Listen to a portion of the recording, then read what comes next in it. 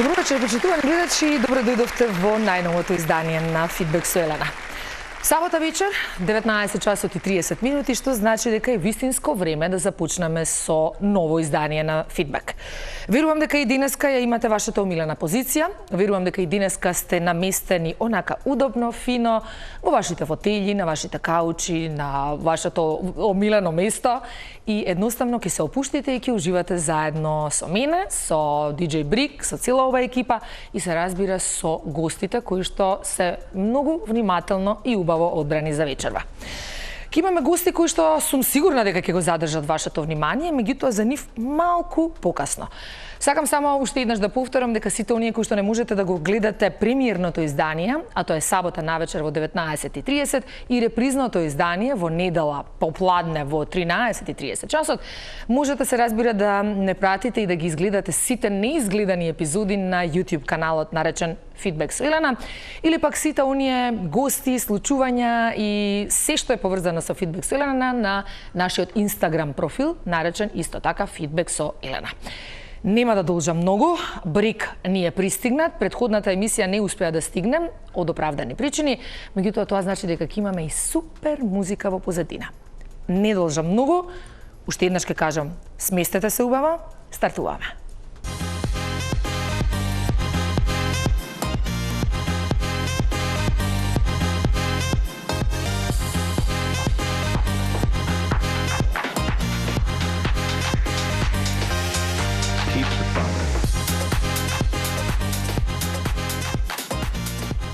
Веќе ви е познато дека сум разиграна на јавната шпица. А го видовте и мојот прв вечерашен гостин, дека посебно треба да го најавам, не треба, со оглед на тоа дека сум сигурна дека го знаете, дека го познавате. Знам дека ќе биде супер соговорник, знам дека ќе си имаме многу за што да зборуваме. Меѓутоа, ајде да почнеме некако да го карактеризираме. Би кажала дека е музичар со светска кариера, која ќе речат светско а наше, мислам буквално на него, композитор, продуцент, гитарист, човек кој што е охриѓанец и често сака да се прокламира како охриѓанец. Ќе го прашаме зошто толку многу, ама добро, родното место си е родно место и верувам дека е така.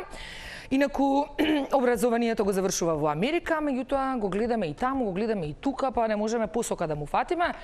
Во секој случај настапувал на многу светски сцени, на многу сцени кај нас, го имало во многу проекти, во проекти со многу познати други музичари и навистина не знам што друго да кажам за човекот кој што ќе биде наш прв вечерашен гостин. Станува збор за Владимир Четкар. Владимир, повели. Кај си ми? Вака, посебно со ваква лепотица како тебе и вака убаво кај ме најави. Ама како? И мене ми е преубаво. Знаеш дека цела телма се симна овде, бидејќи имам двајца прекрасни денеска момци. Туше, тоа е животов. И на Господ убото му е мило. Убото му е мило. Ама мислев на вас, јас не на себе си нормално. Па се, и нас не е убо, и нас не е убото. Тоа Хрицкано не го извади од тебе, мора? Па не. Ре или море? Не, ре тоа во Битола. Битола е ре, добро, да не изгрешам, се извинувам.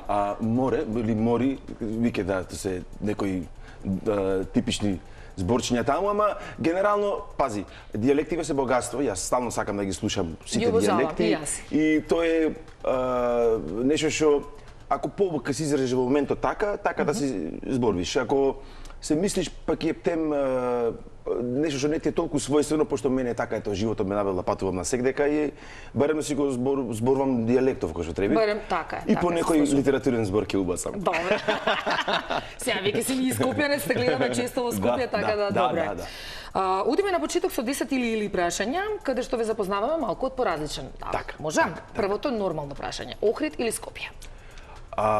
Охрид, јас сум од Охрид, нормално, меѓутоа мене ми требат двете нешта. Ако збориме за помало средина, кај што е посклопено, подијалектички поврзано со природата и со историјата, Охрид од тој аспект ми е дома и ми е потребен за инспирација. Меѓутоа Скопје како поголема урбана средина и тоа е паралелно на сите други места кај што сум бил.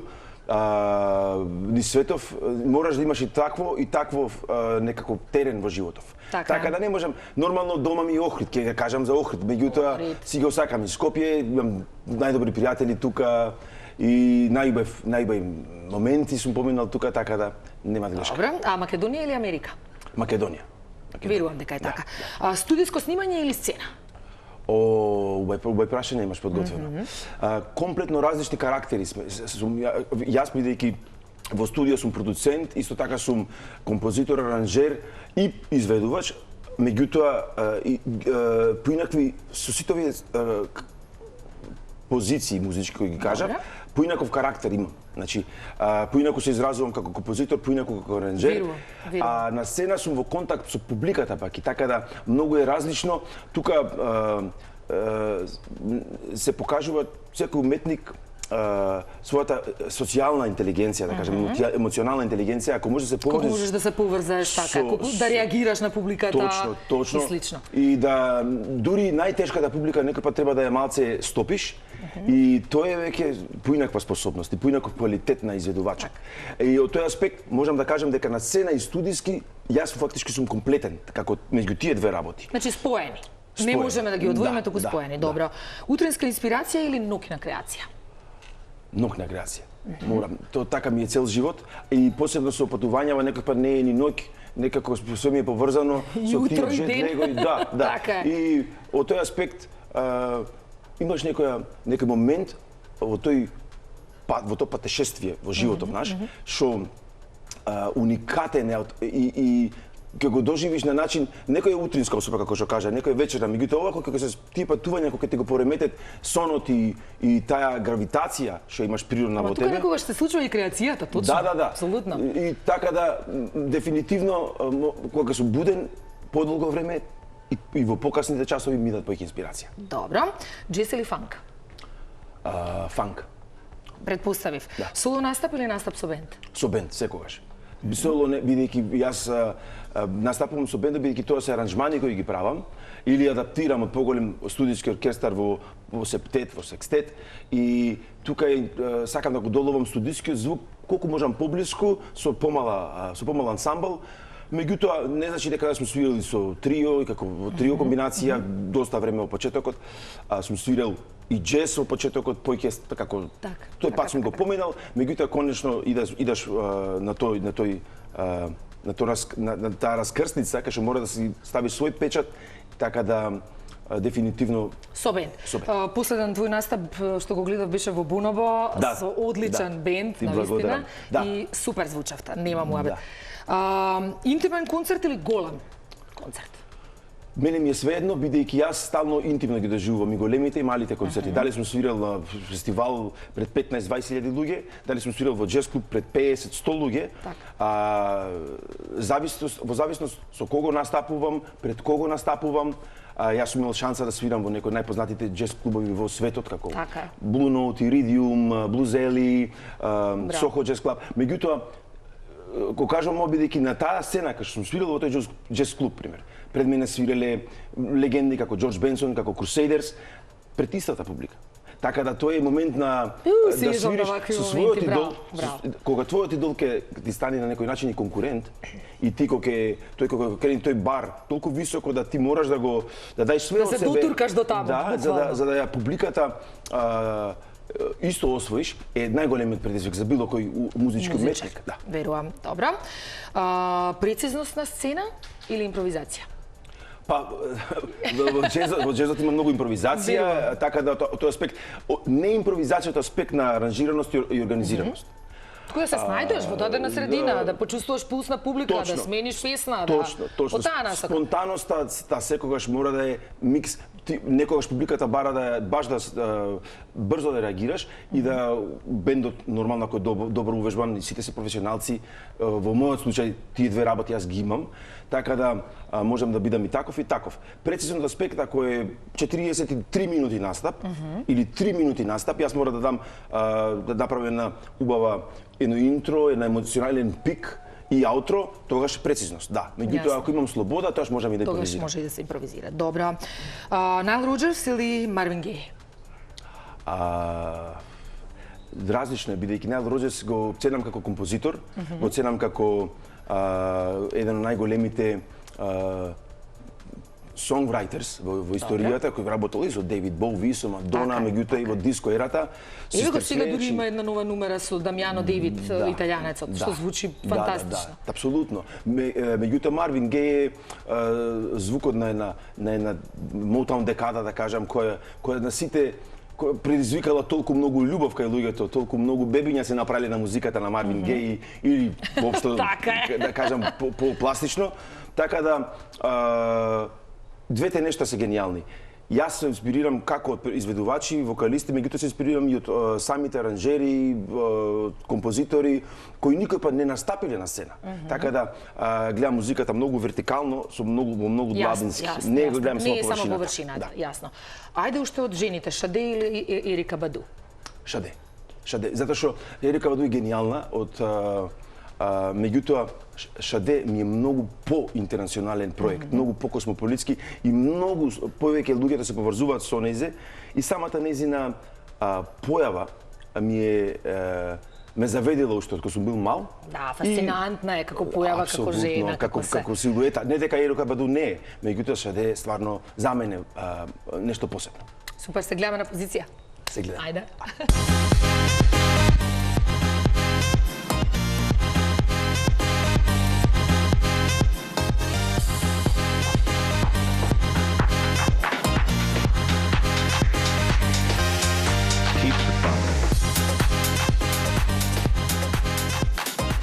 И што да ви кажам сега?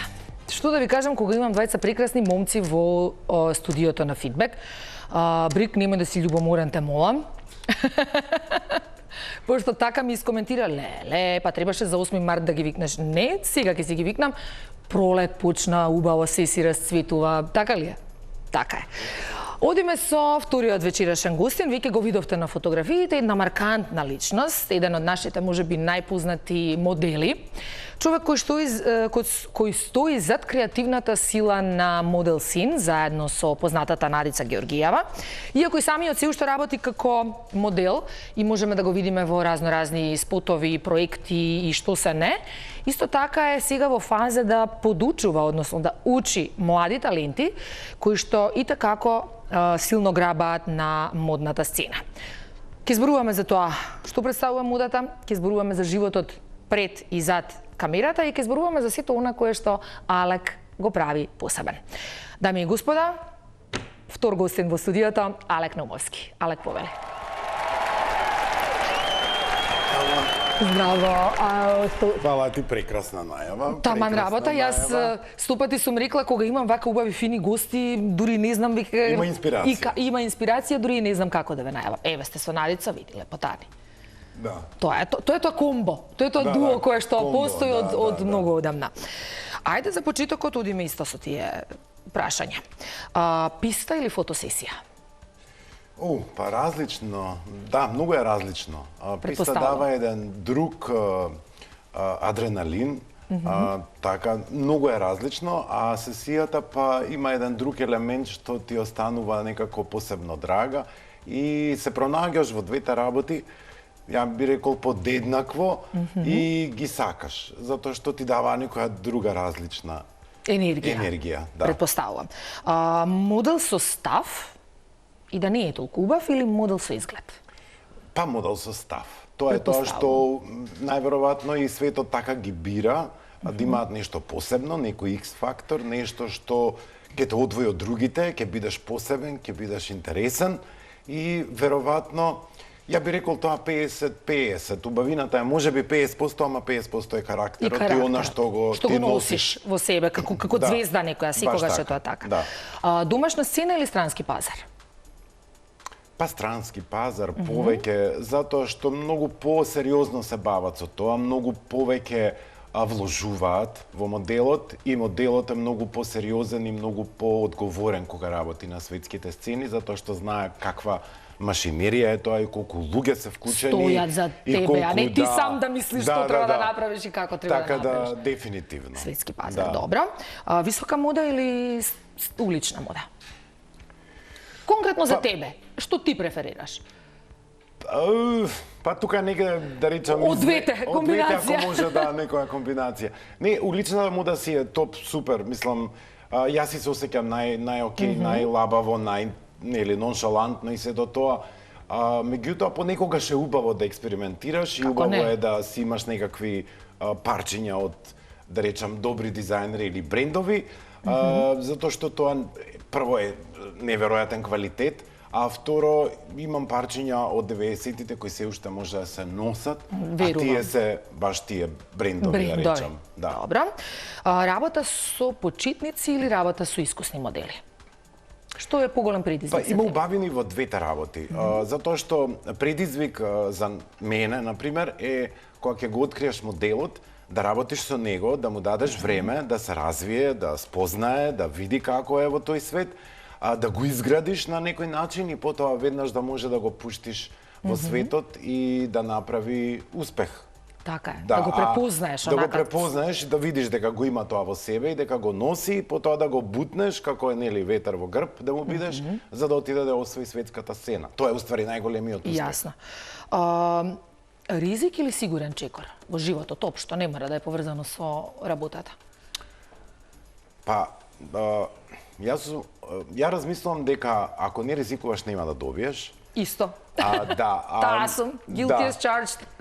Така да имам и читано и слушнато дека комфортната зона убива.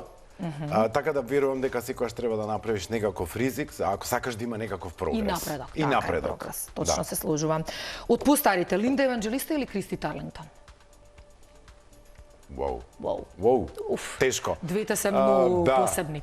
Не, добра, ајде, таа пак ќе речам Линда ради камелеонот. Мислам што успева да се трансформира неверојатно.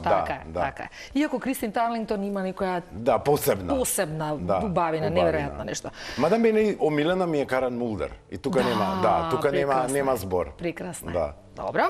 Работа под притисок или мирно темпо?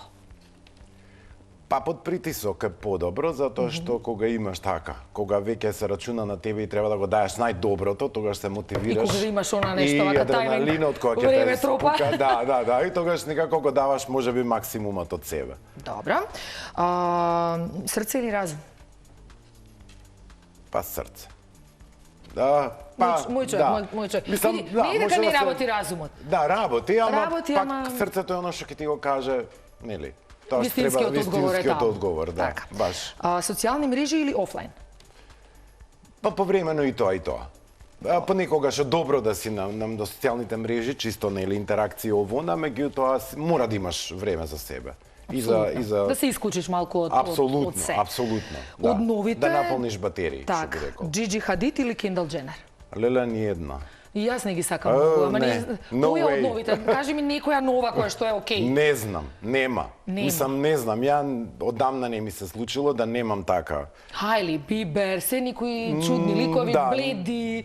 Апсолутно, некои лоши копии што не можам никако да ги не знам. Да ги ставиш во... Да ги ставам во некој, размер дека тие се тие као идните модели.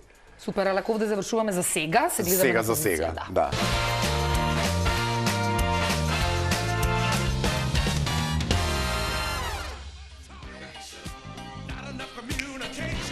Евеа. Читкар, ова ли е? Фанк е ова? Така? Да, апсолутно. Добре. Комфортно се чувствувам Одма, на твој терен сме. Добро, барам да го прашаме и Алек дали сака фанк? Сакам, да. Да? Абе, тоа е таа генерација што знае што е добро. Знае да препознае добра музика. И знае да препознае квалитет. Јас овде уште еднаш ќе се обратам на мојата драга публика. Уште еднаш ќе кажам дека на моје огромно задоволство имам вакви прекрасни луѓе во студиото на Фидбек, кои што, ќе кажам, заслужиле да се овде, кои што имаат што да кажат и кои што верувам дека публиката ќе ги запознае од малку поинаков агол. Уште еднаш, дечки, добре дојдовте. Добро ве најдовме. И за убоде. Заарно за убоде. Амин. Добро, фанкот нека ни оди во позадина, супер ние, а ние ќе си започнеме со разговорот. Ајде прашање за двајцата, ќе важат веројатно грото од прашањата. Како знаевте дека ова што сега го работите ќе биде ваш порив, односно Четкар дека сцената ќе биде твоето место на творење, на живење и слично? Алек, па и кај тебе сцената, реално. Како знаевте дека тоа е вашата одлука? Чекај да се сетам. Кога беше тоа? Да. Па види, кај мене се случи многу спонтано.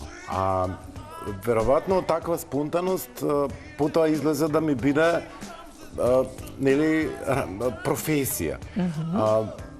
Јас пред тоа немав замисла, нели како дете или тинџер, немав замисла дека ќе се бавам еден ден со мода или такви работи. Единствено што бев блиску до сцената беше преку детска радиодрама, бидејќи бев актер како мал.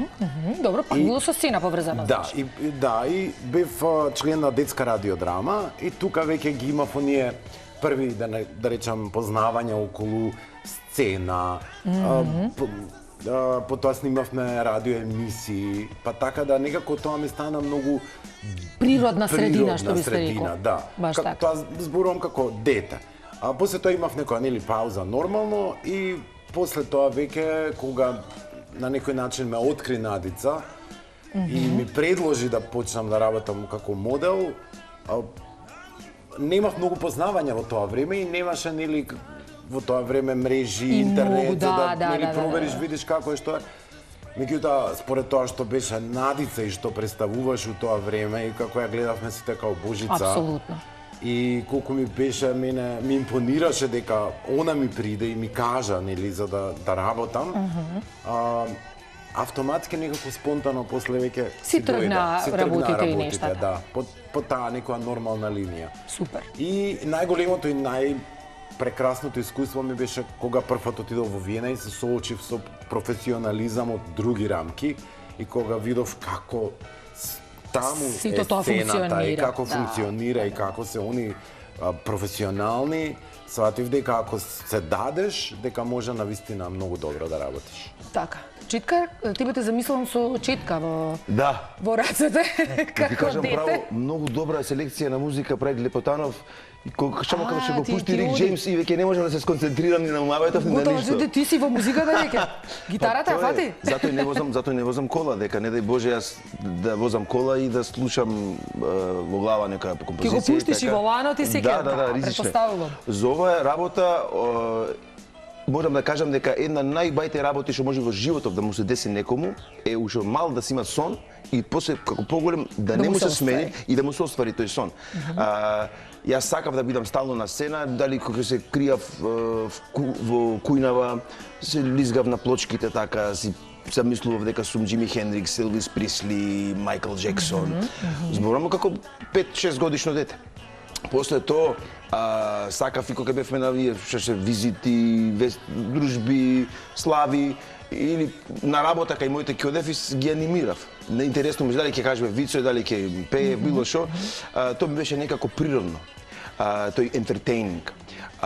Меѓутоа, никако наивно, бидејќи јас кога слушав музиката, за мене тоа беше врвна уметност, наука. Значи не е нешто што е како по осет ке се фати да работиве. Тоа е само до одредено ниво. Ако сакаш стварно да навлезеш во наука, како музика како наука, треба навистина да се посветиш. Јас со сати анализирав, слушав, читав, тогаш немаше интернет, немаше AI и така натака. Така да тогаш се ослонувавме на нашите уши и воопшто на самите себе си. Така да знаете. Студирањето во Америка како се случи? Тоа е интересно, јас сега студирам во Холандија. Добре. Се спремав за конзерваториумот во Ротердам, кога најнушка добив покана. Брат ми скришно пратил без моје знаење апликација во Бостон, во Беркли. Да, во Суку. Стално некои такви работи, беше талентиран за такви моменти. И јас аудицијата за стипендија и за прием беше во Перуџа, во Италија, во Умбрија. Така да тогаш имав 18 години, кој заминав самиот, памтам Скопје, Рим, воз фатив за тогаш беше тоа авантура голема. Па и самото одење во Бостон. Не, па на 18 години не е шала така. Немаш ни телефон, немаш ни Viber, немаш ни WhatsApp, имаш говорници само. Нема Google Maps, чекај ќе се изгубам. Онака сам на себе со ранчето и сега кај одам. Да, буквално. Баш така. Ама сепак сметам дека тие времиња биле повредни и поубави него што се случува денес. Имаше повеќе магија. Така, ние сме деца родени, јас тоа викам, ние сме деца родени во 2 века. Сме живееле во това сме живееле во 20 век и живееме во 21 век. Сме живееле кога немало технологија и живееме на експанзија од технологија. И сега сме ние ни ваму ни таму што вика. Од друга страна пак се радувам затоа што можеме да се прилагодиме и на нештата без технологија, меѓутоа и апсолутно на она што си го носи современото време. Јас би рекол клучна генерација сме сите што поминавме низ двете фази, бидејќи кога знаеш како било и како е и како ќе биде многу битно за да заземиме некоја позиција, помудри сме, јас мислам, од генерациите кои не го искусиле тоа. Така се служувам. И за да видиме кој бенефит од која ера. И мислам дека е многу битно да дури сме тука да фатиме некој правец и ние и новите генерации. Сте размислувале, Алик, што би бил доколку не си ова што си? Друга професија си имал во глава?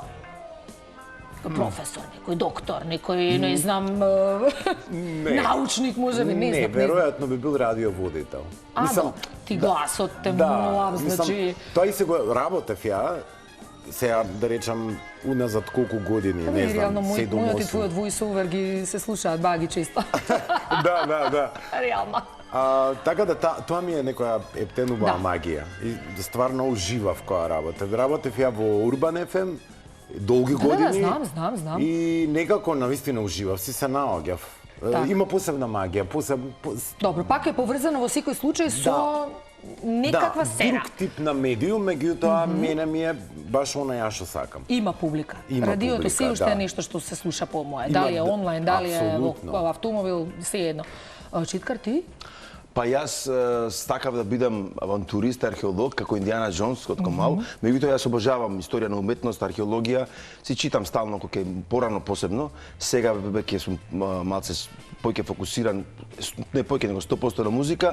Меѓутоа голема сатисфакција имам од самата уметност како не само како музика, него генерално самите тие прекрасни скулптури, прајани што антика, па ренесанса, па сел период. Обожавам да одам фреските да гледам во цркви, од аспект уметнички. Во све пронаоѓам уметност. Така да повторно ми бил уметник во душава. Би било нешто со уметничка жичка. Дали успехот повеќе зависи од талентот, кој што е неспорен, да бидеме реални, или сепак од имиџот кој што го представуваме на публиката, без разлика каков талент има? Ја би рекол работа и само работа. Така. Мислам, да, талентот не е неоспорно дека го има, нели, човек, меѓутоа мора да работиш многу на тоа, на себе. Значи не престано да учиш, да се унапредуваш на некој начин за да има успех и да траеш. Така, истрајност. Истрајност да има, да, абсолютно. Без истрајност немаш. И талентот е до негдека само нормално, меѓутоа талентот може да е многу поизразен и покасно со твоето искуство кое ќе го стекнеш само доколку си истраен, имаш искуство. И онаа работа што ја рековме и на себе и на професијата на која што си. Со све, апсолутно. На која што си посветен. Така е. Колку повторно ќе кажам сега, бидејќи има наезда од музичари, има наезда од модели и така натаму. Што треба да поседува еден уметник, сега ќе кажам, за да биде автентичен? Што треба да поседувате, еве конкретно од вас ако тргнете, за да привлечете внимание, за да бидете автентични, за да бидете своји и за да едноставно публиката ве препознае и каже па тоа е тоа. Значи кажеме, леле, мине Читкар, колку ми е интересен, сакам да го гледам, или леле, але, колку е добар на писта, или колку добри фотографии вади и така натаму. Така. Што треба да поседувате? Продукт. Превенствено продукт, бидејќи без продуктов ти немаш, во мојава работа конкретно, луѓе стално се прашувале и немаш нека вистинско правило. Све е турбуленција, посебно после завршување на академските, да кажам, академскиот дел, факултетот. Во сите други сфери скоро ќе најдеш со сигурност работа.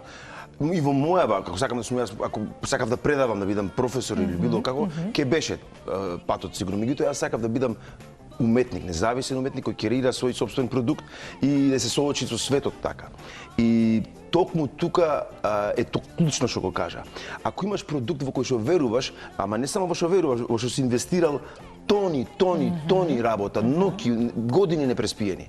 Затоа што толку си верувал, толку си го изнесел продуктот на виделина, тогаш немат шанси некој да не те слушне, нема шанси Да не те препознае некој, така. Да, мене јас сум бил пример во едниот крај на светот во Бостон, во Њу Јорк, а ме слушнале во Токио, во Сеул, ме издале најголемите куќи таму, така да правила имат само правило имат едно дека ако на маченикот на тој што се труди и Господ му помага и среќата го сакат. А тој само што сака да уживаш, да нормално, симпатично е да си на сцена, симпатично е да те гледат на... Меѓутоа, ако ти е тоа само главниот порив, не си направил ништо. А токму тој е поривот на новите, да кажам, моменти сега и луѓе и генерации со тие реалити шоу, со тие супер популарни емисии кои на некој начин глорифицираат само звездата, а не уметникот, не позадината. Само да си убав и да... Да. Па да, мислам дека убаво кажа дека уствари ја мислам дека е тоа цел пакет. Значи не е само, мора да има квалитет пред се. Квалитетот е тој пресуден за да ги после да речам да ги разработиш другите моменти околу тебе, меѓутоа квалитет мора да има. Ако нема квалитет, тоа ќе се изгуби. Значи само квалитетот трае и станува подобар со текот на годините. Имаше, не знам, некој коментираше, појма немам дали беше за Евровизија сцена или не знам, зашто не проаѓа само добра песна ако нема добар настап и обратно. Значи пак ќе речам, нели склоп на повеќе работи мора да биде. И според мене сепак и мора да има каков уметник и да е, треба да има некој посебен шарм, харизма. Преска ја спомнавте Шаде. Шаде е многу убава. И да имаш да она и на толку години сега изгледа жениште, како да се каже. И заради тоа викам мора да има нешто, некоја посебна, посебен фактор. Имате ли одредени ритуали пред да започнате, да речеме, не знам, Четкар, ти со концертите, Алек, ти со излегување на писта или со било што? Постои ли некаков ритуал? Па, ритуал конкретно, јас сакам да се фокусирам. Јас имам проблем некој пат со фокус, бидејќи нели како уметник летам од место на место. Меѓутоа кога е настапот конкретно, кога се сет листата, концептот на го правам во глава, тоа сакам да се напијам кафенце, сакам да се напијам пивце, да ме релаксират малце. И сам со себе никогаш, онака да си. Сам со себе, браво, да. Сам со себе да си се преиспиташ до кај си, што си, макар да е тоа половина час. Токму така. Едно вакво ммкање што се вика. Да, да видиш кај си, што си, собираш сила и да, не си потрошен, многу пати муабети пред настап, некој пат ме троше многу. И гледам да барем имам 5 минути, 10 минути, 15 минути сам да бидам. И тоа ми помага многу. Алек, како ти или како ги советуваш можеби младите модели што да биде тоа? Јас сум сконцентриран, веќе ако зборуваме за писта, многу има адреналин. Пред излегувањето и јас сум сконцентриран на дишењето. Морам да бидам длабоко да дишам, да си избројам, за да бидам сконцентриран да можам, нели. Ама тоа го зборувам само за на писта, иначе кога е фотосесија или реклама или видео запис, тогаш е сосема друга приказна, тогаш веќе сум опуштен. Знаеш дека да може и да се врати, да се пресними и слично. Не е толку голем стрес. Кога сме веќе кај стравовите, секогаш зборуваме со луѓето за убавите нешта на работите. Која е неубавата работа што ќе издвоите од вашата професија во смисла на од што стравувате најмногу? Тој ризик што го спомнава почетокот е константно присутен. И стравуваш нормално бидејќи јас во мојот случај секој пат кога правам нов албум, све што имам во мене давам. Меѓутоа го давам тоа не со аспект, не влегувам во студио за да направам хит и комерцијален успех, влегувам во студио да дам дел од мојава душа, со моето искуство, да го преточам во звук, да тоа остане мемориите да остане на луѓето кои ги сакам, кои ми значат, на искуствата кои сум ги имал. Меѓутоа тоа не значи дека куќата тоа ќе го препознаете или ќе успесот, така да тоа транзиција, тој стрес. Како ќе биде прифатено тоа од публиката, од продукцијската куќа или што Точно и да е. така, меѓутоа посебно во овие времиња кога се менувате, особено на ударе ток музиката и на некој начин многу е Тоа се професии кои што постојано растат и се менуваат. И се менуваат, Меѓутоа така е. во периодот во интерес на компаниите, на куќите, а помалку на уметниците. Така да таа борба да ти останеш достоинствен, да си ги задржиш правата, а да го продаеш проектот или да го да дадеш лиценца на твојот проект на некоја куќа, тие се стресни периоди. Меѓутоа, бидејќи тоа не е дел од уметноста и процесот, тоа е дел од, да кажам, после тоа, шо после тоа. И од тој аспект непријатно, меѓутоа на некој начин сум се научил, веќе имам повеќе многу искуство и знам дека се сведува на колку си инвестирал, некако има нека универзална космичка вистина, кога ќе даеш многу, кога ќе инвестираш од многу, срца, кога е од душа, онака дадено се служува. Вредноста е тука. Дека ќе се исплати. Да, така, на ово така, или оној начин. апсолутно, да. Така. Алек, кој е твојот страв? Да, зависи. Ако зборуваме за лично, нели за мене, обично секогаш сакам да сум точен, прецизен, да имам сознание како ќе се одвива проектот, да бидам упатен, сите работи да ги знам унапред за да можам, за да можам нели ја да делувам. Имаше на пример момент кога се снимаше една реклама, тоа да речам сега пред 3-4 години, и сега јас сум си возрасен, нели, не сум тинејџер. Добро. И стигам ја таму на рекламата и почнува нели да се снима и режисерот ми вика ајде сега треба да почнете да играте. Ја бам као да играм. Зошто? Од кај излезе сега ова? Ја немав појма од сценарио као што е. Кај се појави сега ова? Океј, сега ја нели нормално си играм, меѓутоа ме фати неспремен, пошто ја не очекував, да, дека баш сега ја треба да играм. Такви моменти, у принцип, знаат да ме стресат, да ми направат момент на...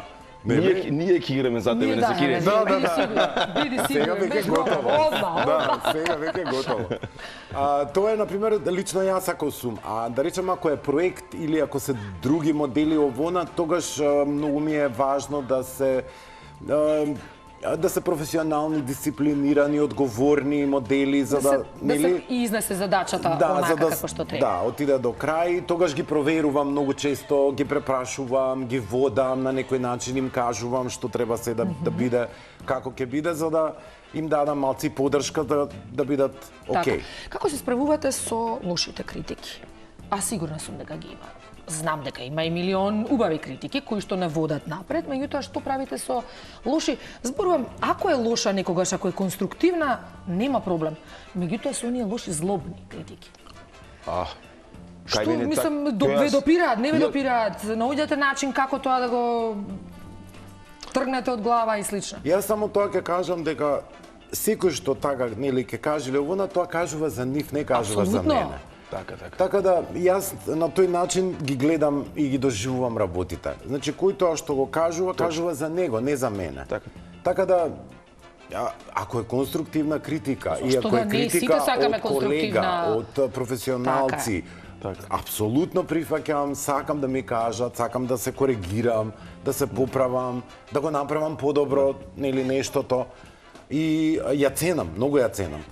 Меѓутоа, така, коментари... Злобните критики веќе нема потреба ни да ги коментираме, меѓутоа сепак дали... Тие луѓе Симен Мака, вистина Симен Мака.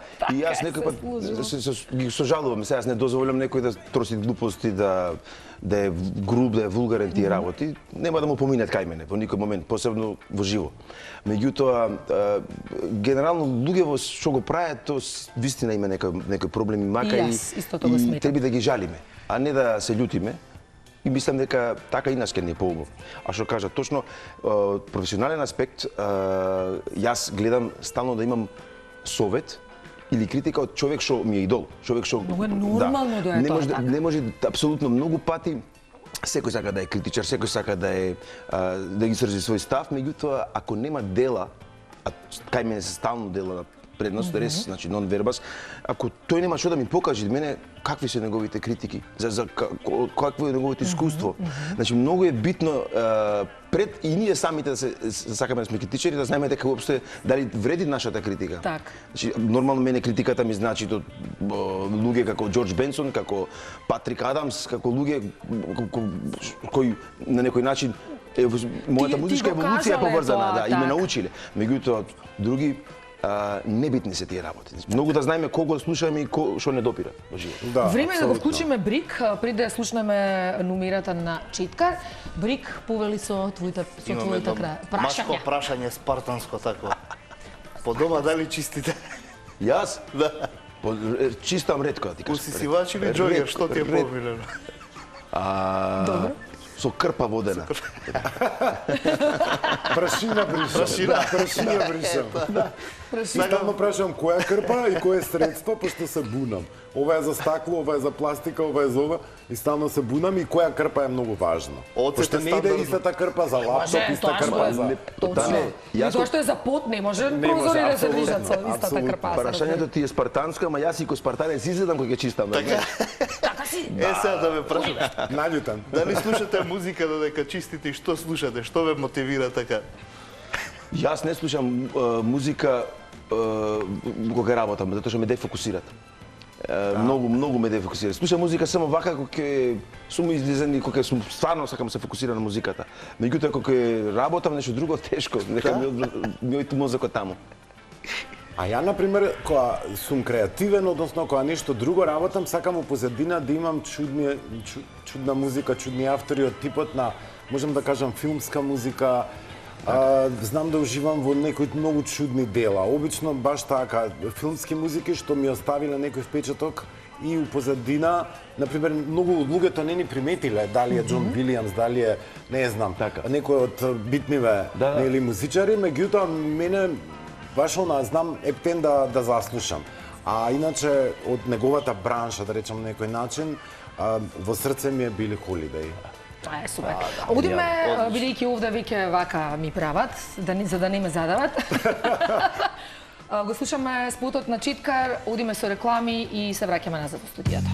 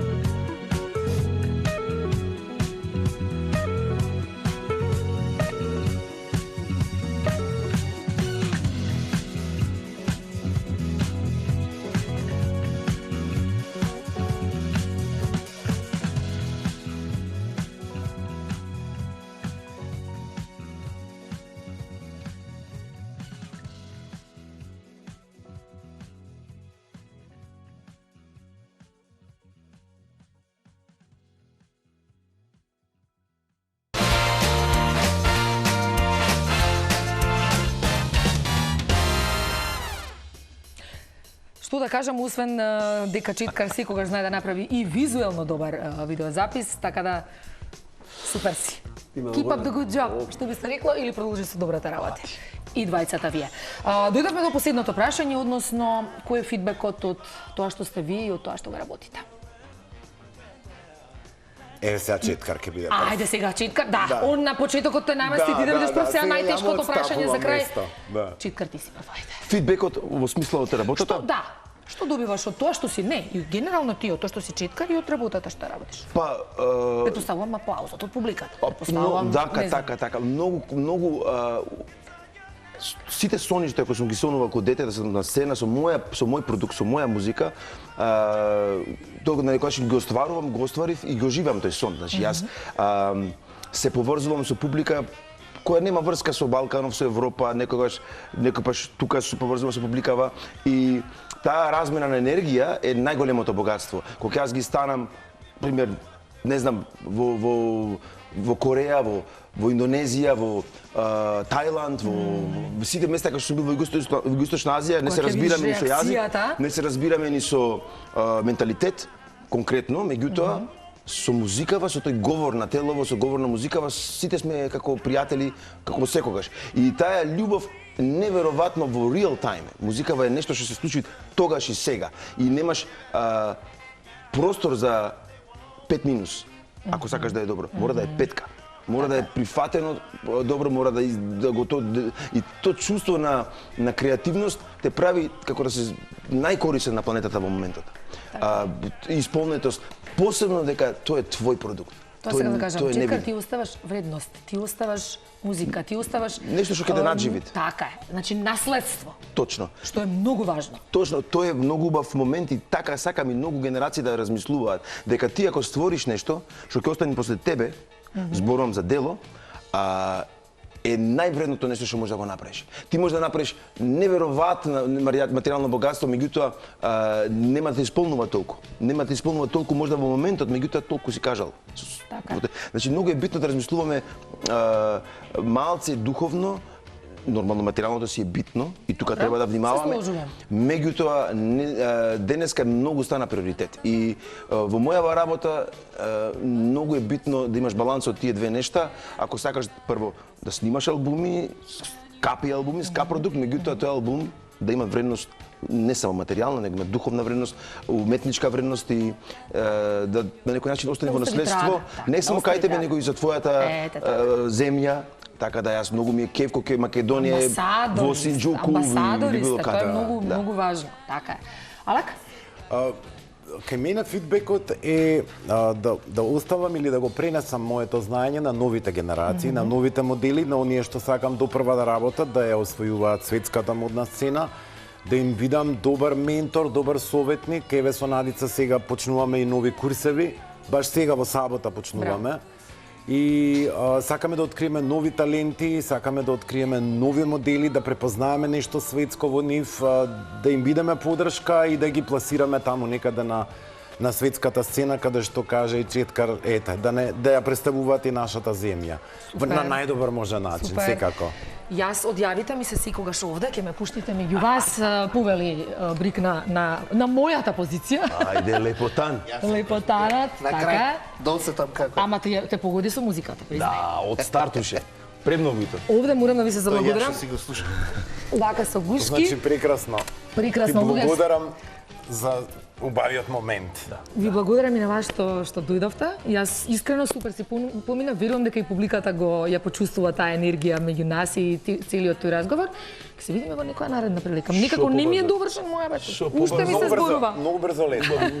Прашања и соговорници, и водителка, и диџеј, и екипа, нормално дека лет на времево. Тие сме. Овде се одјавуваме, ви кажуваме чао, се гледаме наредна сабота во 19:30.